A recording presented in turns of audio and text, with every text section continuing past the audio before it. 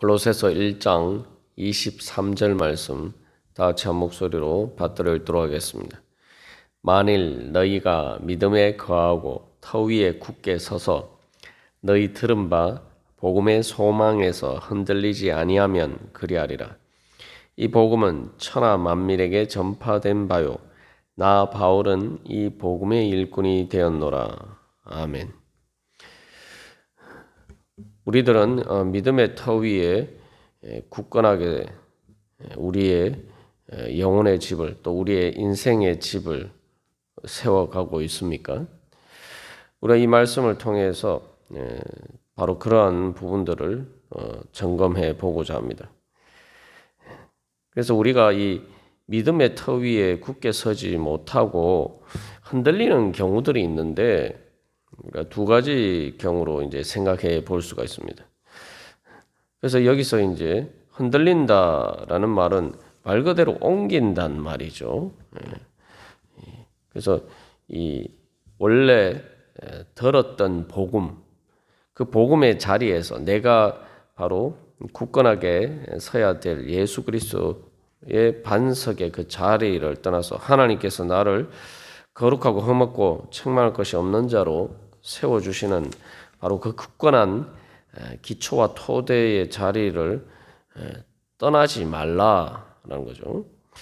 근데 우리로 하여금 바로 자꾸 그 자리를 떠나게 만드는 두 가지 원인이 있습니다. 그래서 이 골로새 교회 교인들의 상황에서도 마찬가지죠. 그래서 그 두 가지 원인은 하나는 세상적인 것이고 두 번째는 세상적인 것이지만 어떻게 보면 내부적인 문제, 그래서 이 이단의 문제, 이 두 가지가 바로 우리로 하여금 믿음의 터 위에 굳건하게 서지 못하도록 만들고 복음의 소망에서 흔들리게 만드는 그러한 원인이 됩니다. 그래서 골로새 교회 성도들의 상황에 비추어 보면은 바로 이 외적인 세상적인 문제는 로마 제국과의 관계고 두 번째로 그 내부적인 문제와 관련된 것은 바로 이단에서 내 문제입니다. 그래서 이러한 두 가지 문제는 내가 여기서 들은 복음이다라고 되어 있습니다만 그 복음에 대해서 제대로 잘 알지 못할 때에 생기는 문제입니다.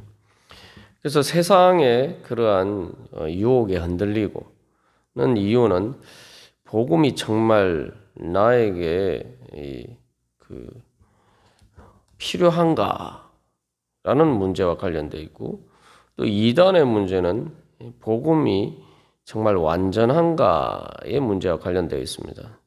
세상과의 관계에서 문제가 되는 것은 내가 세상에서 살기 위해서 말 그대로 내가 복받고 산다라는 것을 세상에서 그저 잘 먹고 잘 사는 것이다라는 그런 관점에서 보면은 우리의 믿음이 흔들릴 수밖에 없죠. 그래서 눈앞에 보이는 세상의 권력, 골로새 교회 교인들에서는 그 로마 제국의 권력의 위협 앞에서 내가 로마 제국의 주권에 따라서 이 땅에서 잘 먹고 잘 사는 일을 선택할 것이냐, 아니면 내가 비록 핍박과 환난을 받아도 내가 예수님을 선택할 것이냐, 이게 아주 현실적으로 어려운 문제입니다. 우리가 이때 믿음이 자꾸 흔들리는 이유 중에 하나가 이스라엘 백성들이 그런 문제에 부딪혔었죠. 광야에서 자꾸 이렇게 먹고 사는 문제, 그런 육신의 삶의 필요를 정말 하나님께서 채워주실 수 있느냐. 그 부분에 있어서 자꾸 이렇게 믿음이 흔들리는 것을 볼 수가 있습니다. 그래서 하나님께서 정말 말 그대로 말씀하신 대로 사람이 떡으로만 살 것이 아니라 하나님의 말씀으로 살 것이다 라고 말씀하셨는데 그 말씀이 이제 신약에서는 골로새 교회 교인들과 우리들에게 있어서는 예수 그리스도의 복음이죠. 내가 정말 살기 위해서 필요한 것이 예수 그리스도의 복음이냐, 예수 그리스도의 말씀이냐, 그것이 진짜 나에게 복이냐, 아니면 그것과 상관없이 바로 세상에서 필요하다고 이야기하는 것들, 세상이 주는 떡이 나를 살게 만드는 것이냐, 그러한 부분에서 우리가 자꾸 이렇게 믿음의 시험에 부딪히기 마련입니다. 그러한 가운데서 정말 주님의 말씀이 나를 살린다. 내가 진짜 살기 위해서는 그저 육신에 먹고 사는 문제를 포함해서 모든 내가 살기 위해서는 내가 거룩한 하나님의 말씀으로 복음으로 산다. 그래서 세상의 모든 것이 나에게 다 있어도 예수 그리스도의 복음에 대함이 나에게 없으면은 나는 아무것도 아니다. 그래서 예수님께서 말씀하신 대로 온 천하를 얻고도 너희가 너희 영혼이 구원을 받지 못하면은 목숨을 잃어버리면 무슨 소용이 있느냐 말씀하셨는데, 상당히 역설적이죠. 우리는 온 천하를 얻는 세상의 것을 얻는 것이 내 목숨이 살기 위한 일이다 이렇게 생각하지만 예수님께서는 온 천하를 얻고도 세상의 모든 것을 다 가지고도 목숨을 잃어버릴 수 있다는 거죠. 실제로 뭐 영적인 목숨, 생명뿐만 아니라 우리의 육신의 목숨을 잃어버리면은 복음의 소망, 즉 하나님께서 우리에게 주신 영생의 소망이 없으면은 온 천하를 가진 것처럼 보여도 사실은 전혀 가진 게 아니죠. 언젠가는 다 내려놓고 빈손으로 떠나야 된단 말이죠. 그래서 정말 우리는 믿음이 터 위에 굳게 선다는 것은 바로 예수님의 말씀이 복음이고 예수님의 말씀을 따르는 것이 복이고, 그래서 골로새서 1장 15절에서 20절까지 그 이야기한 것들이 뭡니까? 한마디로 말하면 눈에 보이는 로마 제국의 권력이 세상을 다스리는 것이 아니라 예수 그리스도께서 만물의 어떤 근본이고 머리가 되셔서 주권자로서 모든 것을 다스리고 계신다. 그리고 우리가 먹고 사는 문제를 이야기하지만 먹고 사는 문제를 포함해서 모든 만물, 눈에 보이는 것이나 보이지 않는 것 모든 것을 예수님이 다 창조하셨다. 그리고 예수님이 그것을 세워주시지 않으면은 말 그대로 다 무너지고 만다. 그래서 만물이 그 안에 함께 섰다. 그래서 복음의 소망이라는 것은 골로새서 1장 15절에서 20절까지 말한 그 예수 그리스도를 정말 내가 그렇게 믿느냐? 그렇게 믿는다면은 우리의 믿음이 흔들릴 이유가 없죠. 세상 가운데서 우리의 믿음이 흔들릴 이유가 전혀 없습니다. 그래서 복음의 소망이라는 말 그대로 나에게 진짜 복이 뭐냐? 세상이 주는 것이 나에게 진정한 복이냐? 예수 그리스도를 따르는 것이 진정한 나의 복이냐? 이 부분에 있어서 우리가 바로 믿음이 예수님의 우리의 믿음과 소망을 예수님께 두는 것이 바로 결정적인 문제가 되죠. 그래서 앞에서 이제 우리가 골로새서 1장 15절에서 20절까지 그리스도에 대한 찬양에 대해서 우리가 자세하게 나누었는데 그 찬양을 말 그대로 제대로 믿어야 돼요. 그걸 믿으면은 내 믿음이 절대 흔들릴 리가 없죠. 그리고 이제 또한 이단과의 관계에서는 우리가 이단과의 관계다라면 또 별로 이렇게 나하고 별로 이렇게 상관없는 문제다 이렇게 생각할 수 있는데, 그러나 오늘날에 또 실제로 많은 사람들이 이 교회를 다니다가 이단으로 옮기는 사람들이 많죠.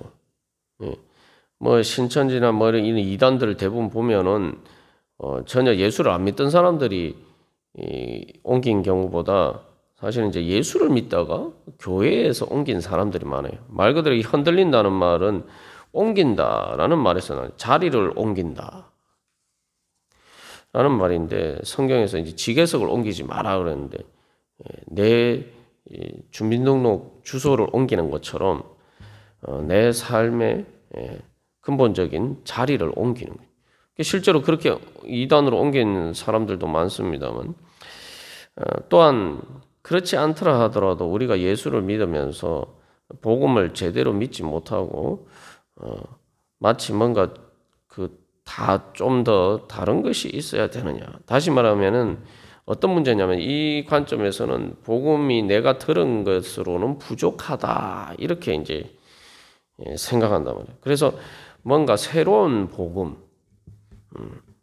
그래서 우리 새로운 복음을 찾고 뭔가 자꾸 이제 더 하려고 하는 거예요. 내가 지금까지 들은 복음으로 부족하다. 이렇게 자꾸 생각한단 말이에요.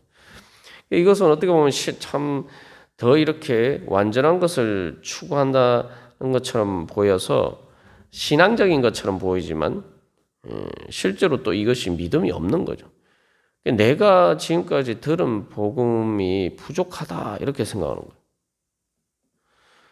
근데 엄밀하게 말하면 내가 들은 복음이 부족한 게 아니라 내가 그 복음을 믿는 믿음이 부족한 게 문제라는 거죠. 이 부분에 있어서도 우리가 뭐 이단으로 넘어가지 않아도 늘 이렇게 착각하고 사는 문제입니다.